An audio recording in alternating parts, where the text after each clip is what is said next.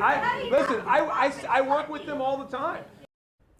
And what you heard there, new tonight, a town hall with Lieutenant Governor Micah Beckwith featured contention at times, but stayed mostly tame. He met with constituents down in Franklin to discuss the issues of the day.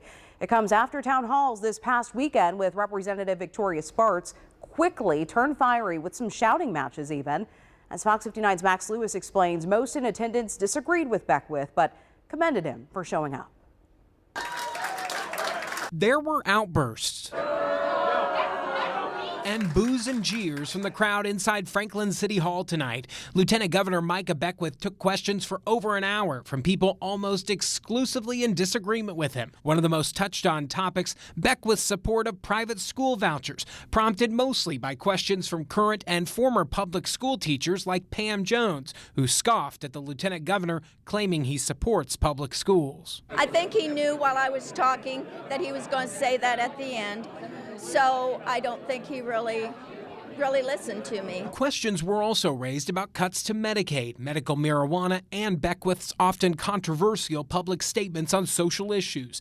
Beckwith said he knew he'd be walking into the proverbial lion's den tonight, but says he enjoys it. I thought it was amazing, passionate room. I think this is exactly what needs to happen in our republic, is coming out, hearing the concerns that people have. There was some common ground uncovered on concerns with an INDOT project on US 31 and preserving the rights of reserve police officers whose fate is resting on a bill making its way through the State House. There will be some issues where we're going to be not able to come to an agreement, and I get that.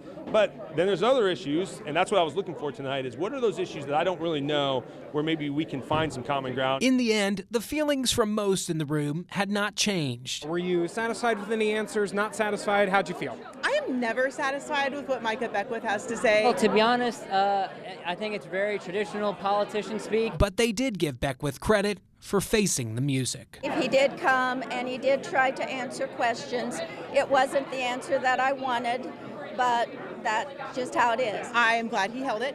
I'm glad he showed up. There were some scattered Beckwith supporters in the room tonight. We did attempt to speak with some of them, but they denied our interview request. As far as Beckwith goes, he says he's going to take what he heard tonight back to the State House as time ticks on this year's session, and said he plans to continue to hold these town halls.